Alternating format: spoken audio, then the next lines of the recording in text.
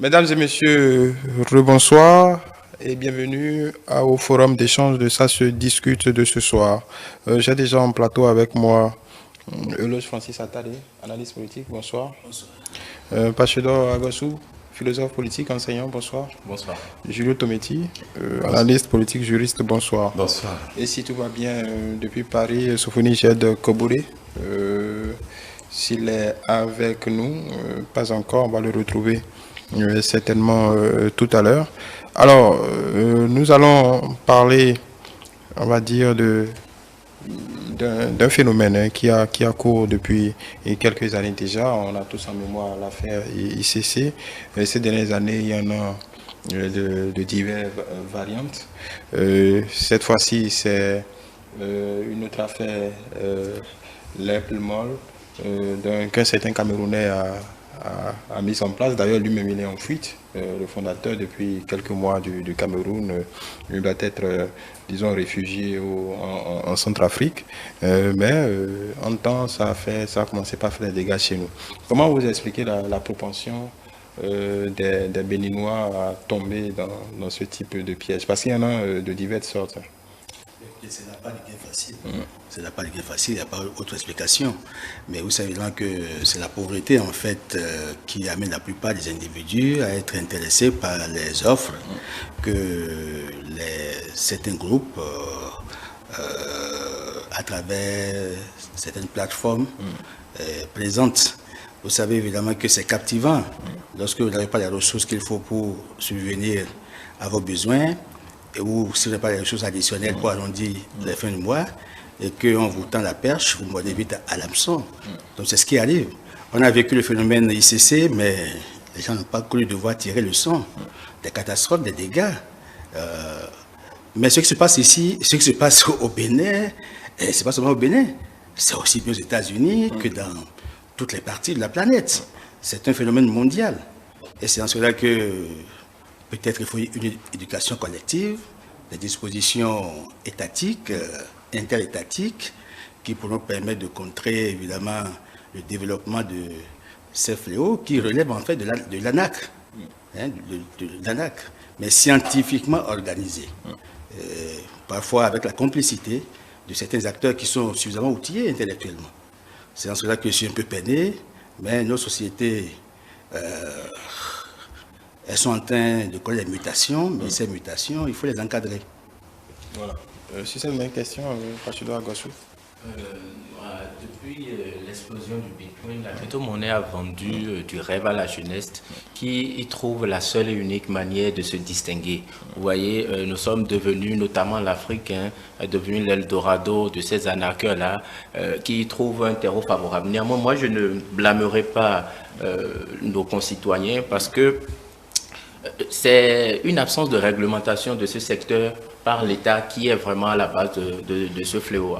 On va pas en vouloir à quelqu'un qui a le goût du risque.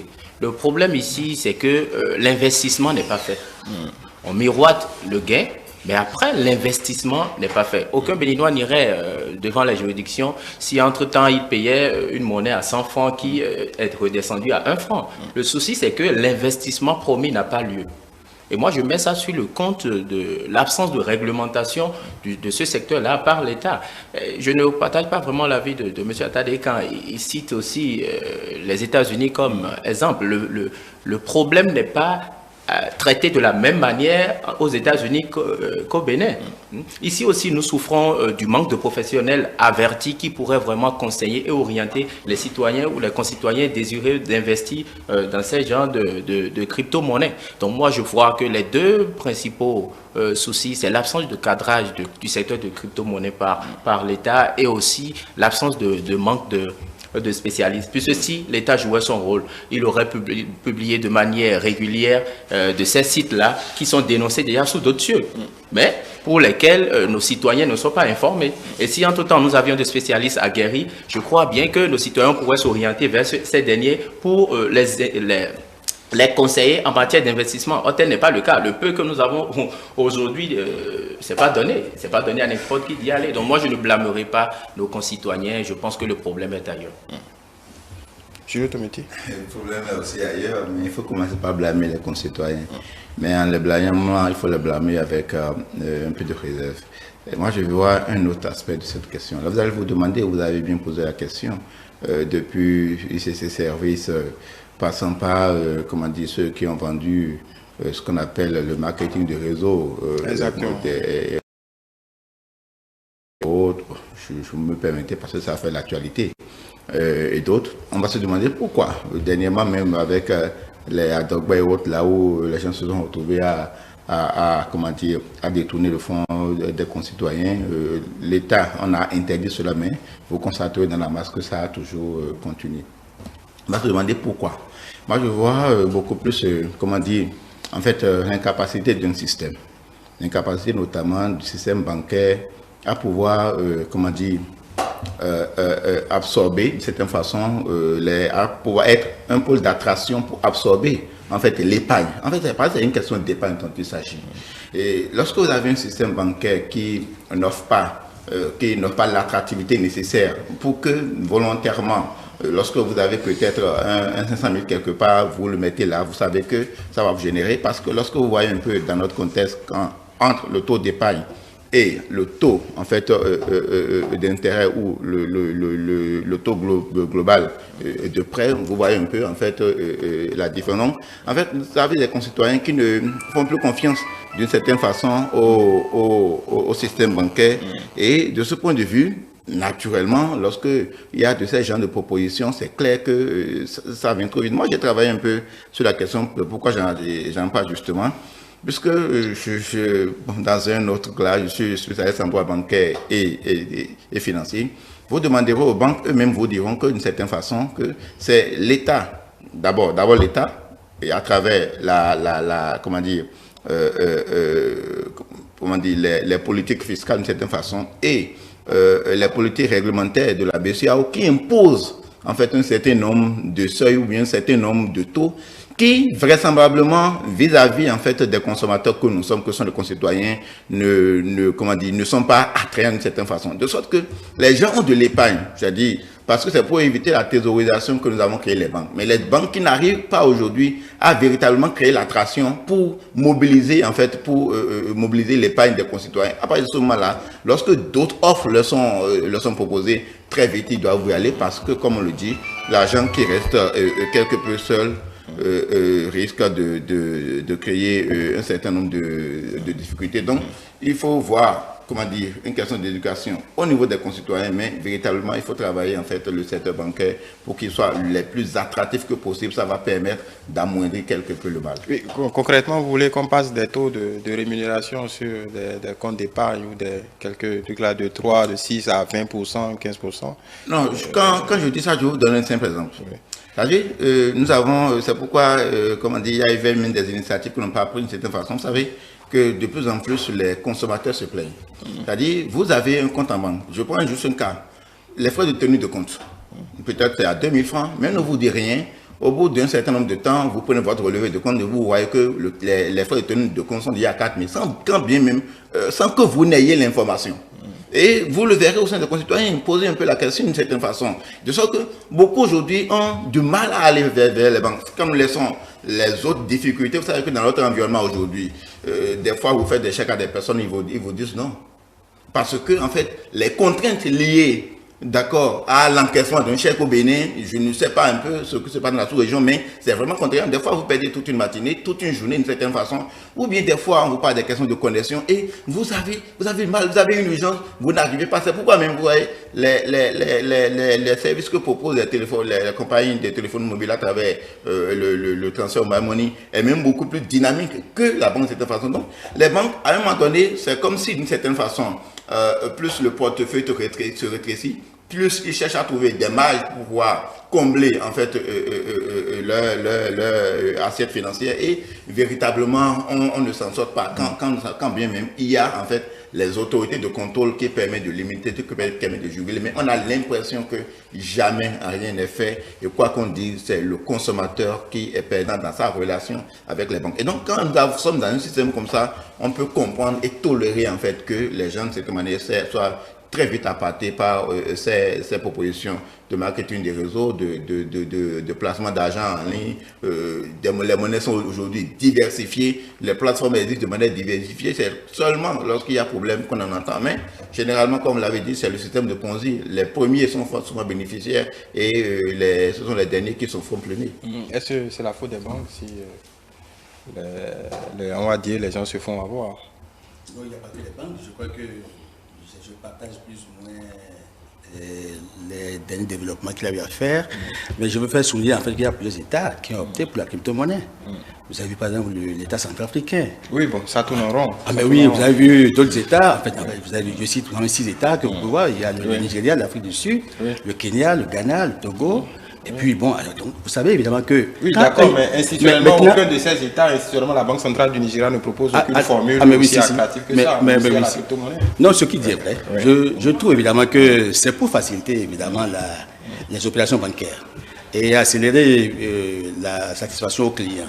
Je sais que c'est vrai qu'au niveau des banques, il y a des difficultés à endosser un chèque et à encaisser évidemment les montants. C'est vrai. Vous avez des problèmes de connexion, vous avez passé toute une journée, vous perdez du temps. Or, ces plateformes qui sont créées facilitent en fait les opérations de transfert. C'est en fait la question des devises numériques. Hein, c'est plus facile de faire ce transfert sous une plateforme, mais c'est comment sécuriser. C'est la question de la réglementation, certes. Mais chez nous, au Bénin, ici, je crois que l'État fait beaucoup d'efforts. Depuis les nombreuses erreurs qui ont été enregistrées, depuis CC, depuis cette affaire de Adogbe et bien d'autres. Vous avez vu qu'il y a un groupe, je crois, Tiens, qui est dans les mailles de la justice. Bon, enfin, il y a autant de procès. Donc, petitement, et de façon avec beaucoup plus d'assurance, l'État est en train de réglementer en fait le secteur, mais en dépit de tout ce que l'État fait, on constate que les populations se laissent facilement avoir. C'est des proies faciles à ces offres. Mais c'est comment faire? C'est une question d'éducation, en fait. Hein? À part le cadre légal qu'il faut créer, il faut travailler, évidemment, à la popularisation des lois, des méthodes, des techniques, de sorte que la population soit sensibilisée pour être aguerrie, afin que ces offres, évidemment, ne puissent pas faire grand dégâts. Les préjudices qui sont créés sont énormes. Voilà. Avant de retrouver Sophonie Jet-Kobouré, qui est apparemment déjà en ligne, Pasteur Agossou, au-delà de ce qu'on peut indexer comme difficulté au niveau des banques et du service financier traditionnel, est-ce qu'il n'y a pas quand même déjà un manque d'éducation financière et quand même le Socharoucha, parce que en réalité, pour quelqu'un qui travaille, même les hommes d'affaires, en tout cas quelqu'un qui est averti, quand vous promet un certain degré de rémunération dans un laps de temps assez court, vous pouvez quand même avoir le réflexe d'aller, en tout cas de douter quelque peu. Le dernier cas, l'AI plus mal de ce Camerounais Émile Parfait Sim, c'est pourquoi je parlais d'éducation financière. C'est une controverse qui a duré depuis des mois, c'est une affaire connue, mais malgré ça, ça a prospéré tranquillement chez nous et des gens se sont fait avoir. Est-ce que à ces deux niveaux, éducation financière et aussi la cupidité des uns et des autres? Bon, il y a quelque chose qui est quand même assez frappant que beaucoup ignorent. Moi, je suis un peu gêné quand je constate tout l'engouement que nous mettons quand il s'agit de dénoncer, de faire une campagne de communication vraiment intensive et agressive, quand il s'agit de systèmes d'arnaque communément appelés Gaïmon qui s'opèrent dans notre pays. Vous voyez tout l'engouement, toute la bataille médiatique qu'il y a eu autour de cela. Mais quand nos concitoyens sont arnaqués, volés par des étrangers, figurez-vous que l'engouement n'est pas le même. Oui, bon, là, les étrangers, c'est des Béninois qui font le lit en même temps. C'est les Béninois qui sont des opérateurs ici. Pour ces Béninois-là qui se présentent comme des représentants de ces films, vous savez que pour la majorité, en réalité, au sens propre du thème, ils sont innocents. C'est vrai, juridiquement, ils emportent la responsabilité, mais au fond, eux-mêmes, ils ignorent en réalité ce qu'ils représentent. Parce qu'on leur fait miroiter à eux aussi des intérêts. Et on dit, vous êtes notre représentant dans votre pays. Beaucoup, devant la justice, reconnaissent en réalité qu'eux-mêmes, ils étaient dans l'erreur. Le problème n'est pas là. Quand vous parlez de cupidité et d'éducation financière, je crois que M. Jet va en revenir tout à l'heure. C'est ici sur ce plateau en compagnie de M. Attadé, qui, si j'ai bonne souvenance, qui nous a dit que 50 à 53%, quand il était question de la jeunesse ou de la maturité de la démocratie africaine, il disait que 50 ou 53% de la population béninoise était analphabète. Oui. Le problème est là. D'accord, oui, mais bon. Quand vous prenez... Le problème est là. Quand nous avons cette proportion-là, et que la politique qu'il faut n'est pas mise en place pour accompagner, nous nous attendons pas à des miracles. D'accord, même en alphabet, on prend une bonne partie de notre société évolue dans le système, en tout cas c'est dans les analphabètes, ça fait du commerce, vendre dans nos marchés, ainsi de suite. Mais être en alphabet, quand vous dites donner 1000 francs... Ceci, c'est à un niveau plus élevé. Voilà, comme vous dites donner, on a vu la fait ici, c'est comme vous dites donner 1000 francs et demain, à la fin de la semaine, vous avez 5000, que vous soyez analphabète ou pas, quand même, vous pouvez vous poser c'est un niveau plus élevé, non seulement ça. Quand nous voyons de nos autorités souscrire à ces crypto-monnaies ou à de ces agences-là, mais ils se portent caution pour ces institutions-là. Or, eux, ils ont de l'épargne à ne pas savoir quoi en faire, excusez-moi, et ils peuvent le faire. Mais quand on va leur servir à ces pauvres populations, à cette proportion-là dont je parle, telle personne a souscrit. Vous voulez vraiment que ce dernier réfléchisse aux mesures avant de s'impliquer? Non. Voilà. Je veux dire des choses. La première chose, c'est que, en fait, les victimes, pour la plupart, ce n'est pas une question d'analphabétisme. Parce que c'est des gens aussi sensés, aussi instruits que vous et moi. Seconde chose, parlant des autorités, non, jusque-là, on n'en parle pas. Ce sont en fait des éléments de langage que ces derniers vendent. Ces derniers vous diront qu'il y a un certain Attadé qui est peut-être décès ministre des Finances, qui est aussi dedans.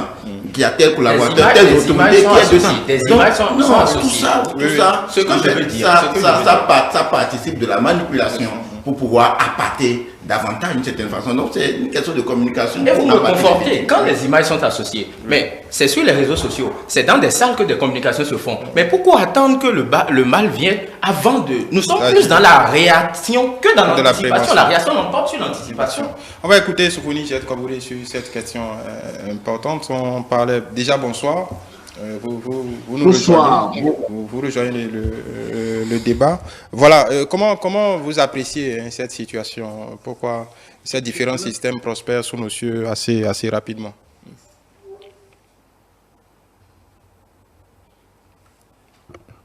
Vous m'entendez? Allez-y. Je crois que le système de Ponzi, il y a un rapport récemment qui a été produit par les 15 avocats, un rapport financier sur ce système, il y en a 57. Il y a 57, donc les gens multiplient. Et puis quand on prend des intermédiations, en fait, ceux que nous prenons ici au Bénin, qui servent d'intermédiaires, ils ont des commissions d'intermédiation. Et c'est ce qui fait évidemment qu'ils sont obligés de jouer sur des images pour pouvoir appâter davantage les gens. Qu'on le veuille ou non, analphabète ne veut pas dire qu'on est bête. Et vous avez vu que dans cette affaire même de ICC, en fait, pour faire une parenthèse, mais on a vu beaucoup de cadres, des directeurs de sociétés, des comptables qui ont pris l'argent de la structure, qui sont allés le verser. Bon, donc, c'est une question de cupidité. On veut avoir, parce que vous savez, comme on dit que c'est les premiers en fait qui permettent, les derniers qui permettent d'alimenter les premiers, parce que les derniers déposants irriguent les premiers. Bon, maintenant le système est tel que si ça grippe quelque part, bon, alors ça ne marche plus. Et c'est ce qui est arrivé pour la plupart des cas cités. Je trouve évidemment qu'il y a l'éducation financière qui est indispensable. Il y a évidemment le suivi des lois, parce qu'il y a un encadrement, il y a des structures de veille dans presque tous les pays africains. Sauf que ces structures ne fonctionnent pas à l'opérationnel comme on l'aurait souhaité. Ou il y a des complicités, ou bien il y a peut-être un déficit d'expertise en la matière. C'est vrai que c'est des matières nouvelles, en fait, c'est cette affaire de crypto-monnaie. Moi, on me l'a proposé, je suis allé... Mais des gens se sont fait avoir et ils croyaient évidemment que les crypto-monnaies, ce serait des trucs matériels qu'ils auront, alors que c'est un truc numérique. Bon, dans les cours qu'on leur proposait, bon, en une semaine après, ça baisse, leur monnaie chute, et ils ont des monnaies électroniques, des trucs électroniques à vendre. Bon, je demande, mais est-ce que vous avez le cours? Moi, je ne suis pas intéressé à cette monnaie parce que j'ai suivi des experts en la matière. Et des panafricanistes qui ont voulu faire de cette monnaie une monnaie qui va lancer l'économie africaine. C'est possible. Mais si les chefs d'État africains et les banquiers, les experts s'asseyent pour retrouver évidemment les convergences qu'il faut, là, ce sera une dynamique commune. Mais tel que ça fonctionne, c'est à croire que des groupes s'organisent, mettent des antennes, puis essaiment dans les pays. Et les populations n'ayant pas l'information suffisante se font avoir. Mais les populations, en fait, sont aussi responsables que les États. Donc, c'est une co-responsabilité. Mais c'est comment éviter ça qui nous amène à dire qu'il faut aller à une éducation financière, parce que les populations n'ont pas tort. Quand on leur propose des offres de ce genre, des plateformes qui leur permettent d'accéder, de maximiser leurs gains, tout de suite, vous êtes tentés. Mais il faut être de ce niveau pour ne pas aimer la loterie. Nous avons dans plusieurs pays, nous avons des lotos, nous avons la loterie. Bon, donc le gain facile, qu'on le veuille ou non, le gain facile, c'est dans nos habitudes. Autant supprimer ces structures qui offrent, qui alimentent ce mécanisme-là.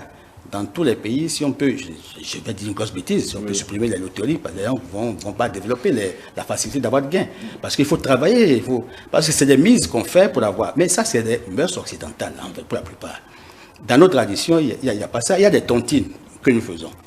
Maintenant, les tontines sont réglementées. Avant, il y avait le respect de l'autre, il y avait le respect, évidemment, des principes divins, un truc comme ça. Aujourd'hui, nos mœurs sont complètement immergées par les mœurs occidentales. Il y a une certaine occidentalisation, européanisation de nos mœurs, si bien que nous voulons faire comme les autres. Tout ce qu'on voit sur le net, tout ce qu'on voit sur les réseaux sociaux, nous les copions et nous les replatons. Donc il y a un replatage, un mimétisme, une singerie.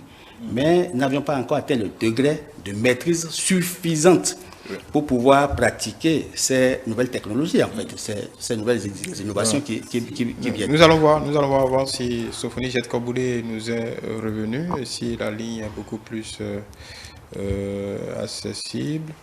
Bon, en attendant, oui. Si vous me permettez très rapidement. Moi, je ne parlerai pas de singerie ou de mimétisme. Je dirais plutôt que c'est la mondialisation qui bat son plein. Nous y sommes. Nous ne pouvons pas faire autrement. Mais vous avez donné un exemple qui est assez édifiant. Vous avez parlé de quelqu'un qui investit et après le cours chute. Mais ce n'est pas de ça qu'il est question ici. Ce que nous dénonçons, c'est l'investissement qui n'a pas eu lieu. Je ne crois pas qu'un Béninois responsable qui s'est engagé dans un investissement à risque, qui n'a pas eu le retour escompté, aille se plaindre devant les tribunaux. Ça se passe partout.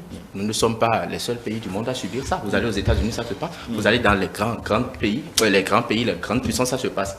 Mais le problème ici, c'est que les gens créent des plateformes qui, en réalité, ne sont pas des monnaies électroniques, pour ce qui est de la crypto-monnaie.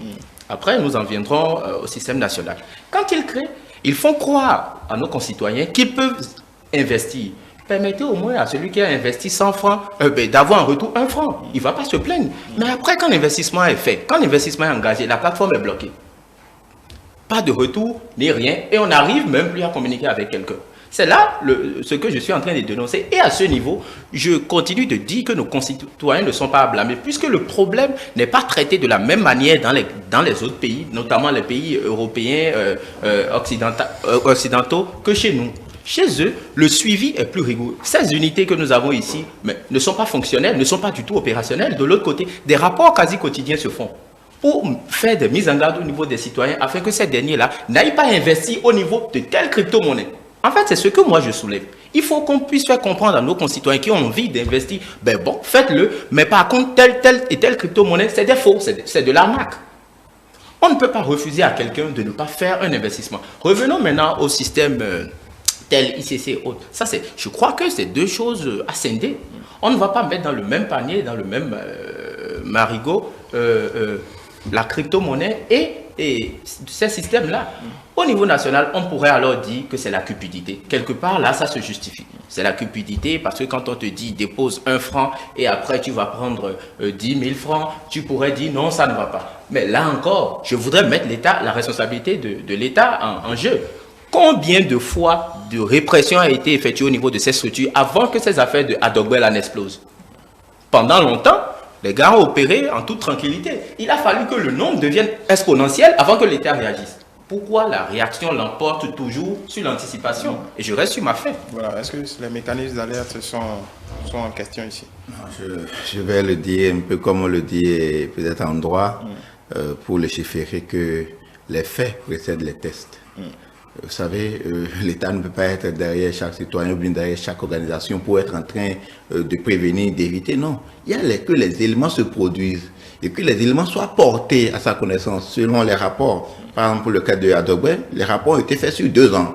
On a remarqué que chaque année, en fait, surtout en fin d'année, octobre, décembre, il y a une recrudescence des plaintes, en fait, de non-satisfaction ou bien de non-retour sur investissement de l'épargne que l'on a consentie. Et donc, ce n'est qu'à partir de ce moment-là que, en fait, les structures de l'État peuvent véritablement... L'État est chargé quand même. Non, c'est quoi je dis. Il ne faut pas... Si vous mettez sur l'État comme ça, en fait, on ne pourra plus rien faire. Comment voulez-vous que l'État sache quand au moins où 10 personnes sont en train de s'organiser en tontine à Dogbe chez eux, comment vous voulez que l'État sache si à un moment donné ça ne pète pas pour que un d'eux aille peut-être devant un commissariat ou devant un tribunal? Comment voulez-vous que l'État ou bien que les services de renseignement peut-être de l'État soient en train de veiller à ce truc-là? Non, ce sont des faits de société qui ne sont connus même de nous tous d'une certaine manière à partir du moment où ça explose. Et l'autre chose, on va se dire que nous sommes un peu tous responsables de la chose parce que quotidiennement nous voyons. Quotidiennement, nous côtoyons cela. Nous le disons entre nous, nous essayons de nous décourager, mais ceux qui ont la tête dure, ils le font. Ils s'y mettent jusqu'à peut-être aller se cogner la tête. Ce phénomène il y a même au niveau de l'ECC, des personnes avaient donné la lettre. Les questions de tiens sur autre, il y en a qui ont donné la lettre, il y en a à qui on a invité, ils vont là-bas se dire que non, ça, c'est pas un système fiable.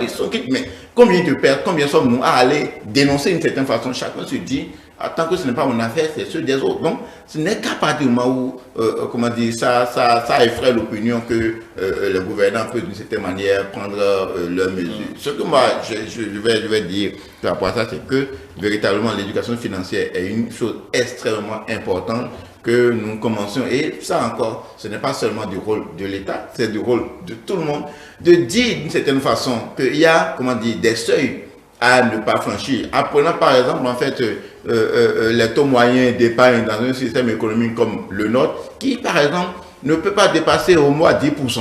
D'accord? Donc en fait c'est les questions là qu'il faudra. À partir du moment où le seuil est peut-être trop élevé, vous allez forcément peut-être dire il y a quelque chose. Une dernière chose, la dernière fois moi, sur la question de crypto-monnaie, moi je n'en sais pas grand chose, mais j'ai 2 amis qui me disaient cela un peu plus de 6 mois, qu'ils sont milliardaires dans telle monnaie. Son milliardaire est telle monnaie parce que l'un a fait un investissement de 100 000, un autre de tel, qui sont milliardaires. D'attendre voir d'ici quelques mois que c'est cette monnaie-là qui vont gouverner le monde et que eux, ils seront les premiers ici. Mais quelques temps après, c'est avec grand désarroi que, d'une certaine façon, tout leur investissement est parti à la fumée. Et en même temps, ils sont à la tête d'autres. En fait, c'est ça, en fait. Puisqu'il y a... Je vous dis tantôt que je ne sais pas, mais il y a plusieurs types de monnaies, monnaie chinoise, monnaie ci, et ça rivalise, en fait, il y a même une concurrence, en fait, dans le domaine. Mais le problème, c'est quoi? Comment ces plateformes-là arrivent à émerger? Comment on arrive à communiquer autour, même des fois, sur des plateformes ou bien sur les réseaux sociaux, et véritablement, on n'arrive pas très vite à ça. C'est pourquoi je suis tenté, des fois, d'être un peu d'accord avec Pachidor. le Pachidor pour dire, des fois, vous allez voir les gens organiser des formations même publiques. En crypto-monnaie, ainsi, ou en ça. Les gens organisent des formations publiques, communiquent abondamment sur ça. Mais personne ne dit rien. À partir du moment où vous réunissez 100 personnes, vous leur parlez de la chose, même si 20 personnes adhèrent, vous avez déjà gagné. Parce que, en fait, comme l'a dit Saint de Ponzi, les premiers en amènent davantage. Donc, véritablement, il y a lieu à ce que quelque chose a fait, notamment sur la question de l'éducation financière. Sophonie Jette-Kaboulé, visiblement, est en ligne cette fois. S'il nous reçoit.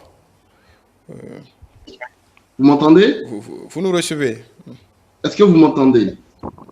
Voilà. Alors, sur cette question, comment vous appréciez cette question importante liée à toutes ces plateformes qui sont en cause, pas seulement chez nous, bien évidemment, mais bon, un peu partout et qui...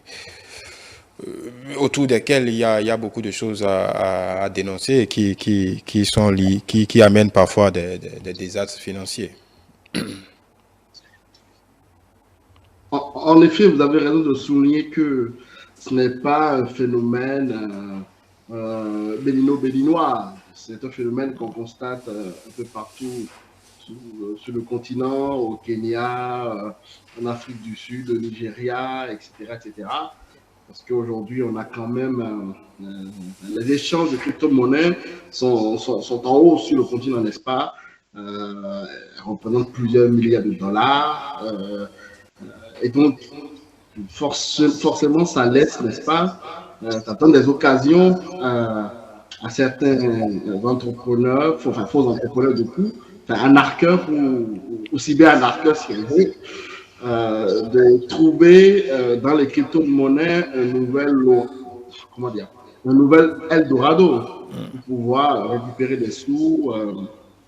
Et le cas précis qui a été évoqué au Bénin, alors il y a plusieurs hypothèses. Soit la dame ne sait pas lire ni écrire, donc c'est fié à ce que lui a dit son médecin, et donc, bon, c'est fait avoir comme ça. Soit cette dame sait lire et écrire, mais est analphabète économiquement parlant, n'a plus éducation économique ni financière. Et ça peut faire des ravages parce que le mot monnaie dans crypto-monnaie peut être trompeur. Les crypto-monnaies sont des crypto-actifs, mais ça n'est pas des monnaies parce que la valeur que vous avez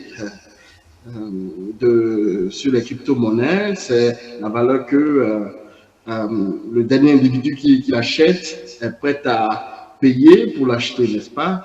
Alors que la monnaie réelle, comment dire, est fondée sur une notion de valeur qui est, enfin, qui est un peu subtile.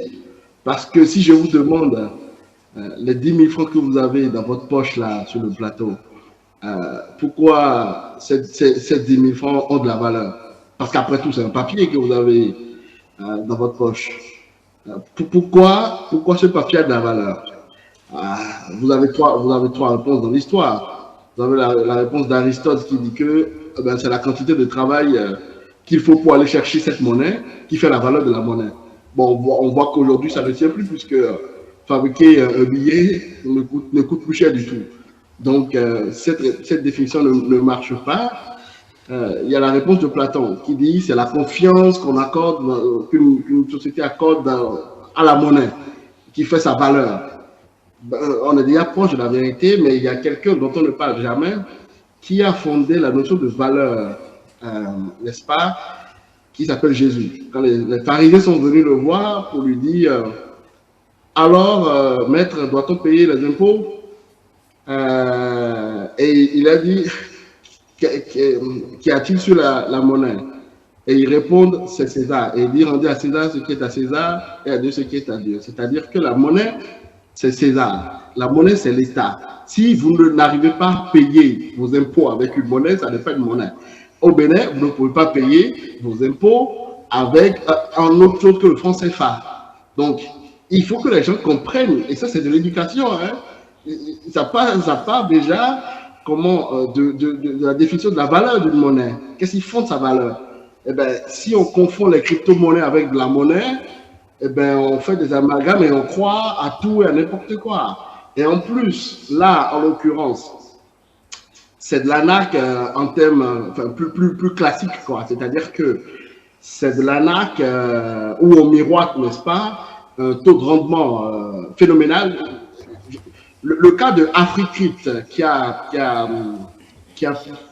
fait la une des journaux en Afrique l'année dernière, ou il y a 2 ans, je ne sais plus, le promoteur de cette plateforme disait quand même, investissez chez moi, je vous garantis 10% par jour.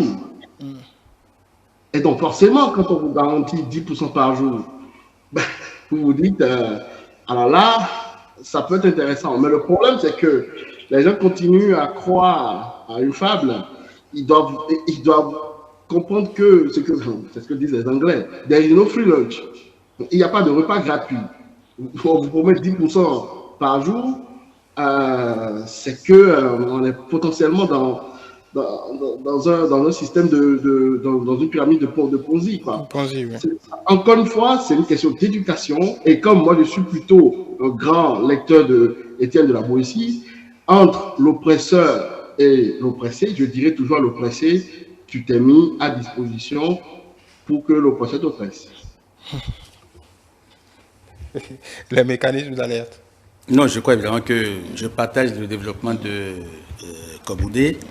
Je crois qu'il y a des structures de veille, des structures d'alerte. Et qu'on le veuille ou non, c'est qu'il nous devons aller à l'éducation. On sait que pour les systèmes financiers décentralisés, il y a une structure de contrôle, en tout cas, mais bon, comme Julio le précisait, c'est à l'entrée sur le marché, en tout cas, le marché formel. Après, pour tout ce qui est en dehors du marché formel, ça, c'est une autre histoire. Vous avez suivi le développement Le pasteur. Oui, Pasteur qui disait que c'est l'effet de la globalisation, mais il y a les effets pervers de la globalisation. Mais c'est comment encadrer ces effets pervers. Parce que, qu'on le veuille ou non, c'est un système qui répond de l'évolution, de la dynamique des sociétés. Maintenant, il faut dire en fait que les lois ne doivent pas forcément attendre les faits. Nous sommes dans une dynamique sociale et au vu de l'évolution de la société, on peut anticiper en fait un certain nombre de lois, de règles pour encadrer, pour éviter évidemment que les individus qui doivent vivre en société ne soient la proie facile d'un certain nombre de systèmes dévastateurs. Je crois que c'est la responsabilité des puissances publiques, du pouvoir public. Et ce que je crois et qui est à envisager, c'est que le mal, il existe. C'est un serpent rampant parce que nous sommes appâtés par les gains faciles, qu'on nous veuille ou non. Vous savez évidemment que ce que, comme vous le dites, et que je trouve que c'est en partie vrai, mais écoutez, les monnaies sont fiduciaires, c'est la confiance. Fiduciaire, ça veut dire confiance. C'est, vous voyez un papier là, vous allez dépasser, mais quand vous voyez un billet de 10 000, tout de suite, ça retient l'attention.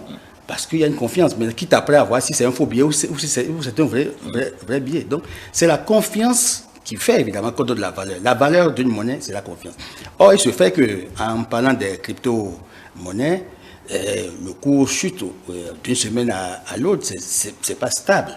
C'est ça qui fait qu'on ne peut pas placer une confiance entière en cela. Mais l'analphabétisme de nos populations africaines ne peut pas justifier tout ça. Nos citoyens sont plus instruits. Il n'y a que le goût facile, en fait, la cupidité, qui justifie l'attrait, l'engouement que les gens ont allé vers ces plateformes qui sont créées. Nous allons peut-être souhaiter que les pouvoirs publics multiplient davantage, opérationnalisent les structures de veille pour que nous puissions encadrer au mieux les comportements humains et qu'on aille à l'éducation financière et économique aux citoyens. Parce que c'est le mal du siècle, nous sommes à la croisée des chemins.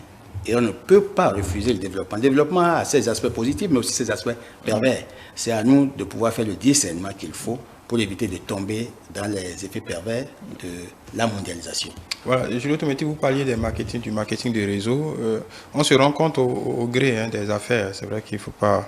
Ce n'est pas bien séant de commenter les affaires en cours, mais il y a des structures de marketing de réseau qui ont pignon sur rue, qui ont eu une déclaration, qui ont eu une existence légale.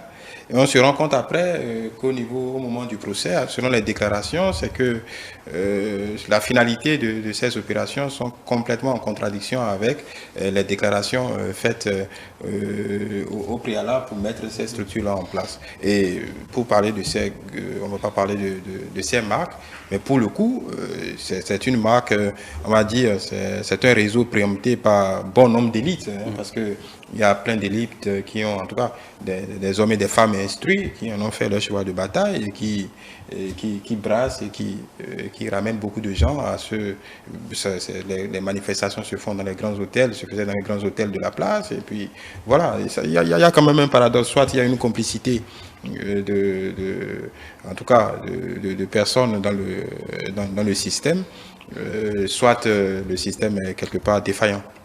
Oui, je prends la deuxième option. Le système est défaillant parce que si on ne va pas de complicité, elle est collective. Comme je disais tantôt, ce sont des choses qui sont faites au vu et au sous de tout le monde. Vous voyez même les gens alignés des dizaines de véhicules pavaniers quelque peu dans la ville. Tout ça là, c'est pour véritablement appâter. Et bizarrement, ce qu'ils mettent devant pour davantage mieux appâter, en fait, c'est de passer par le prisme des, comment dire, des compléments alimentaires, de ci, que, en fait, vous faites un investissement pour acheter le produit, soit de revendre. À un moment donné, vous n'êtes plus tenu de revendre, vous donnez seulement le système se chargera d'opérer la vente. On vous incite, mais jusqu'à ce que des fois, vous pouvez avoir peut-être l'argent de votre service ou des fonds qui ne vous appartiennent pas, mais tel que vous avez été appâté, vous procédez au dépôt sans vous en rendre compte, véritablement. Mais en fait, le reste, comme je l'ai dit tantôt, c'est ce que j'appelle l'habilité judiciaire ou l'habilité procédurale, d'une certaine façon, pour en fait chercher à sortir des carcans au regard en fait des tests et quelque peu de la pratique. Sinon, véritablement, il y a une question de culpabilité parce qu'au-delà de tout, lorsque ces affaires s'éclatent, ceux qui sont victimes, quand vous les écoutez, eux-mêmes se reprochent quelque chose. Ils se disent, mais comment j'ai pu me faire avoir? En fait, on a l'impression que cette affaire n'est pas claire, mais peut-être on se dit, moi j'arriverai peut-être à avoir ma part avant que ça n'éclate. Pour cette affaire, moi j'ai vu, excusez-moi de le dire comme ça, des commissaires de grands cadres dedans. Et ça, dans les bureaux, les services publics, vous voyez, on en parle. Oui, allègrement, c'est beaucoup, en fait, même les lieux de recrutement, un chef de service en parle à ses collaborateurs. Pour rendre service. Et bizarrement, tout le monde s'y met. C'est à partir du moment où, en fait, le système s'éclate, où on décide de mettre le pied dans la fourmilière que véritablement le problème se pose. Et quand même ça se pose, vous entendez, en fait, les promoteurs dire que eux, leur système reste viable. Et que c'est parce qu'on a bloqué que, comme même pour le KICC, au début de cette affaire, qu'est-ce que les promoteurs disaient? Que eux, ils étaient toujours capables de payer si on n'avait pas bloqué leur compte, si on n'avait pas mis tout en arrêt, parce qu'ils comptent toujours sur, en fait, comme M. Attal a dit tantôt, les derniers adhérents qui permettent de continuer à nourrir le système. Et véritablement, comme le dit M. Koboulé tout à l'heure, c'est véritablement, comme c'est pas sur le plateau, c'est véritablement une question d'éducation financière. Et lorsque les cas arrivent, aussi moi je suis beaucoup plus aussi pour la répression. Donc quand ça arrive, il faut véritablement réprimer. Je me demande s'il ne faut pas commencer par réprimer aussi bien l'oppresseur que l'oppressé, en trouvant en fait, comment dire, des éléments d'inflation à pouvoir amputer à ceux qui véritablement font confiance au système et compromettent en fait l'épargne d'autres personnes, parce que c'est véritablement de ça qu'il s'agit. C'est comme en fait une gangrène. Vous êtes contaminé aujourd'hui, demain vous contaminez, M. Attadé contamine 2 autres, ces 2 autres la contaminent 4 autres. Donc en fait, véritablement, on constitue en fait des dangers les uns pour les autres parce que je vous aurais fait confiance et véritablement en fait ça crée en fait un véritable problème de société. Oui, Pasteur Agossou, le fait est que au regard de tout ce qu'on a eu comme en tout cas comme histoire, je vais dire ça comme ça ces dernières années, on se rend compte qu'en fin de compte, même quand la justice intervient, on rattrape très peu, en tout cas. Il y a au niveau des dédommagements, au niveau des pertes, on l'a vu dernièrement à la criette en convoquant les 2 grands opérateurs, que les comptes étaient fonctionnels, les comptes marchands étaient fonctionnels à un certain niveau avec des niveaux en tout cas de pratiquement atteindre le milliard et du jour au lendemain il n'y avait que 20 millions par-ci, 50 millions par-là. Voilà, de toute façon, ceux qui investissent sont perdants sur toute la chaîne. Alors, je suis heureux de voir que mon cher ami juriste a plus ou moins échangé de fusil d'épaule quand il disait au départ que le propre de la justice, c'est la réaction. Si vous avez donné un exemple assez clair, il y a 2 cas de figure. Il y a le fait que les structures n'ont pas l'autorisation. Je voudrais rappeler, les contre-exemples, on pourrait en donner à l'infini. Mais quand vous parliez des adobés et tout à l'heure, mais ça m'a fait sourire. Les nombreuses plaintes qui ont été déposées ne sont pas tous du fait du petit tontinier du quartier. Il y a des structures qui fonctionnaient au vu au su de tout le monde sans pour autant jamais avoir obtenu une autorisation. En ce moment-là, nos structures de veille ne devraient-ils pas être en marche? Point d'interrogation. De l'autre côté, c'est ceux à qui on donne l'autorisation et qui après, on constate qu'il y a des phasages entre l'autorisation donnée et tout. Je voudrais juste dire que pour moi, si M. Koboulé tout à l'heure disait que l'oppresseur l'oppressé était en tort, je me dis que c'est se rendre complice de l'oppresseur. Non, il faut pouvoir jouer la partition. Non, en fait, il disait entre l'oppresseur et l'oppressé, il préfère, disons... c'est l'oppressé qui qui s'est donné. Mais voilà. non, je dis, en disant cela, c'est se faire complice de l'oppresseur, malheureusement. Le problème est à deux niveaux. Il faut que l'État joue et pleinement son rôle. Dans ce cas, je serai pour le second volet, qu'il y ait une véritable politique de répression, qu'il y ait, comme vous l'avez souhaité, une éducation financière, etc. Mais mettre du coup le pied sur la cupidité, pour moi, ce n'est pas ça. Il faut d'abord qu'en amont, tout ce qui doit être fait sur le plan légal se fasse. Et qu'après, on puisse mettre le citoyen devant le fait accompli. Voilà. Bon, de toute façon, il faut que le citoyen sache qu'au bout du compte, c'est lui qui perd, de toute façon. Et pour que le citoyen puisse savoir qu'au bout du compte, c'est lui qui perd, il faut qu'il en fasse l'expérience. Non, pas forcément qu'il en fasse l'expérience. Il faut que la communication se fasse. Voilà. C'est tout. Dernier point sur ce thème. Sophonie Jette-Kabouré, on parlait de vous parliez des cryptos, de ces interfaces de crypto-monnaie. Le marketing du réseau, ce n'est pas seulement chez nous que ça fait des dégâts. Qu'est-ce que vous en pensez très concrètement? Parce qu'il y a un peu de tout, hein. Il y a une forme de légalité. Quand on entend marketing du réseau, c'est plutôt très bien structuré, c'est plutôt très bien vendu et par des gens très bien instruits, des avertis. Donc, qu'est-ce qu'on peut en dire? Est-ce qu'il faut interdire le marketing du réseau, ce que je pense est impensable? Mais bon, voilà. Oui. D'abord, d'entrée, je voudrais rassurer, cher ami, que je ne suis pas du tout complice de ces cyberarnaqueurs, si ça peut le rassurer. Loin de là, je disais simplement que il faut que l'oppressé se donne les moyens pour ne plus être la proie, n'est-ce pas, de l'oppressé. Pour revenir sur la question du marketing réseau, au fond, c'est une technique de marketing, je crois, qui a été inventée dans des débuts des années 2000, qui fonctionne, qui est une technique de marketing comme une autre, en fait, hein, qui est de ce point de vue neutre, en tout cas qui est de ce point de vue ce que les Grecs appellent un pharmacon. Vous savez, le pharmacon, c'est à la fois le médicament et le poison. C'est-à-dire que après ce qu'on fait, du pharmacon qui compte. Donc,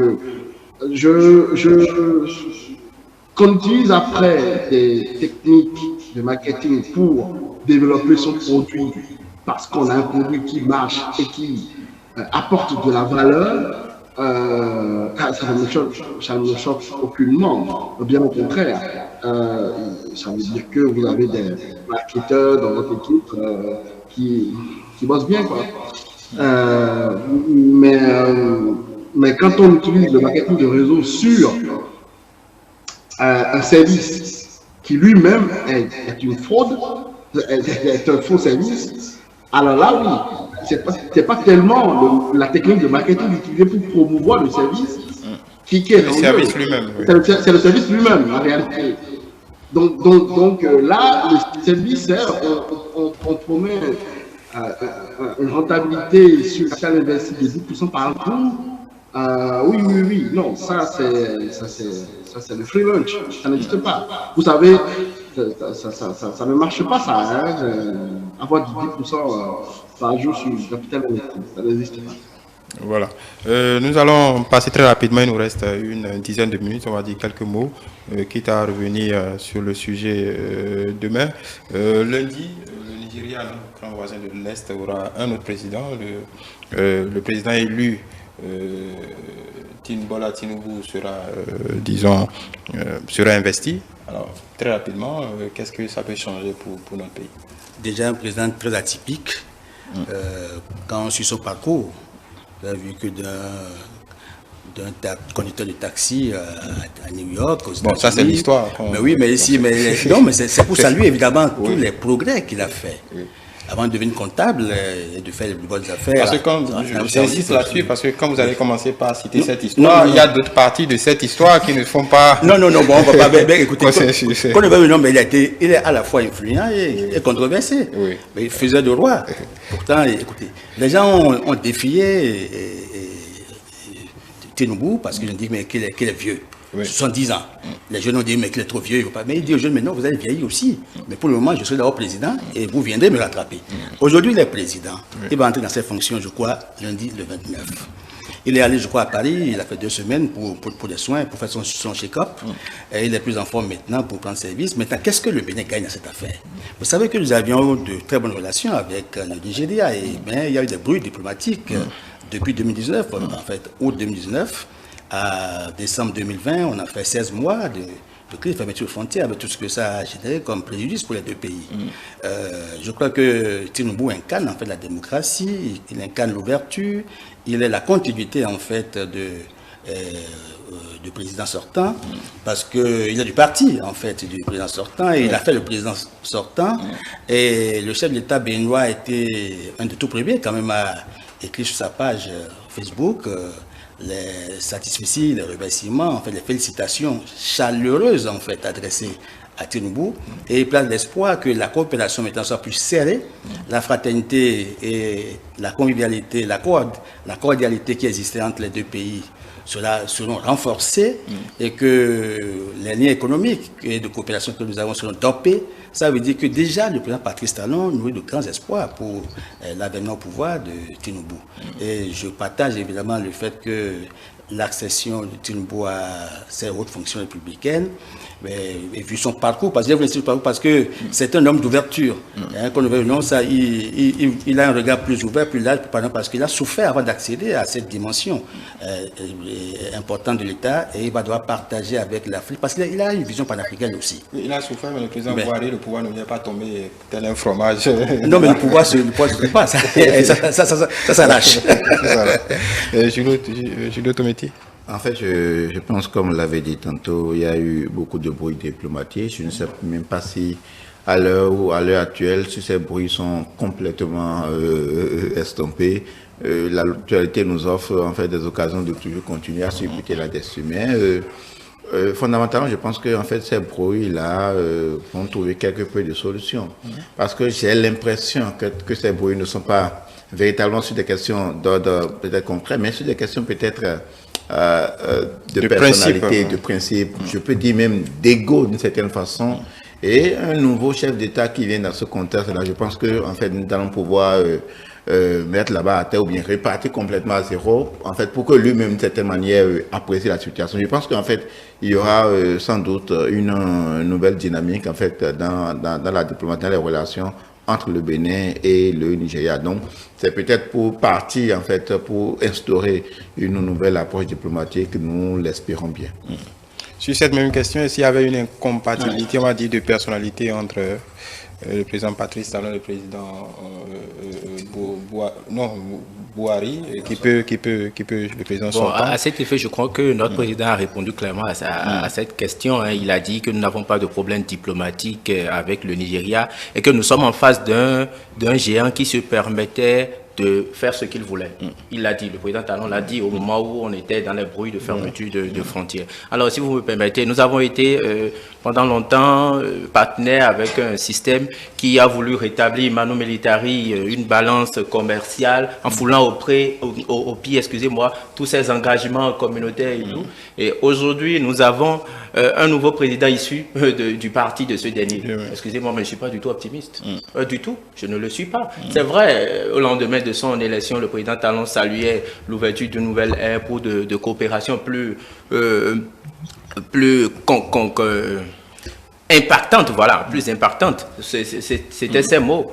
Mais moi, je mets ça sous le coup de la courtoisie diplomatique. Je mets ça sous le coup de la courtoisie diplomatique. Je n'espère vraiment pas qu'il puisse carrément opérer un virage assez radical quant à la politique qui était mise en place. Le mieux pour nous serait de faire évoluer notre économie vers une industrialisation, une transformation, telle que nous nous sommes engagés dorénavant le faire avec la zone économique spéciale et tout. J'espère, si d'aventure y collaborer, d'accord, mais pour le moment, je ne jubile pas, je ne me réjouis pas, je ne suis pas du tout optimiste. Voilà. Sofoni Jet-Kaboulé, sur cette question, l'élection de Tinubu peut changer quoi d'après vous? C'est vrai que c'est comme une pièce qu'on jetait en l'air. Hein, il faut qu'il soit à l'œuvre pour qu'on évalue. Mais bon, comment vous appréciez cette situation qui va démarrer à partir du lundi prochain? Alors, effectivement, ça peut changer beaucoup de choses. Il faut simplement rappeler que nous partageons, n'est-ce pas, 70 km, non, 700 km de un peu frontières plus, terrestres. hein, à peu près 900 Voilà, km. de frontières terrestres avec le Nigeria. Donc, ça peut, et vous connaissez la grande phrase de Napoléon, tout État fait la politique de sa géographie.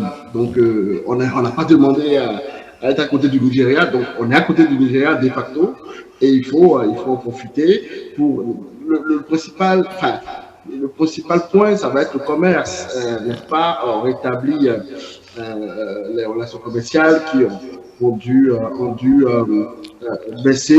Je crois que l'année dernière, le solde commercial entre le Bénin et le Nigeria est déficitaire de plus de 50 milliards de francs CFA.